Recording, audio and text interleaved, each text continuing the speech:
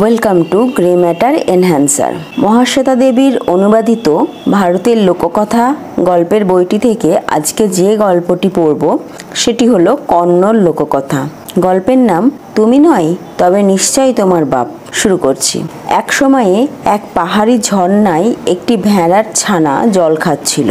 একটা বাঘ ঝর্ণার ওপর পাড়ে জল খেতে এলো। ভেড়ার ছানাকে দেখেই সে বলছে, আমার জল ঘোলা করছো কেন হে? ভেড়ার ছানা বলছে, তুমি আছো ওপরে, আমি আছি নিচে, তোমার জল ঘোলা করছি আমি কি করে? গতকাল তো করেছিলে, কাল এখানে আসেইনি।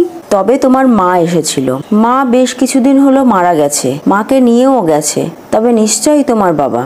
বাবা? আমি জানিই না কে আমার বাবা। ভয়ের চোটে ভেড়ার ছানা পালাতে চাই। কিচ্ছু এসে যায় না আমার। তোমার ঠাকুরদা অথবা ঠাকুরদার বাপ আমার জল ঘোলা করেছে, অতএব তোমাকে আমি খাবো। বাঘ ঝাঁপ দিল ভেড়ার ছানার ওপর, টুকরো টুকরো করলো তাকে, আর গপাগপ গিলে ফেললো। আজকের গল্প এটুকুই। আবার দেখা হবে পরের ভিডিওতে।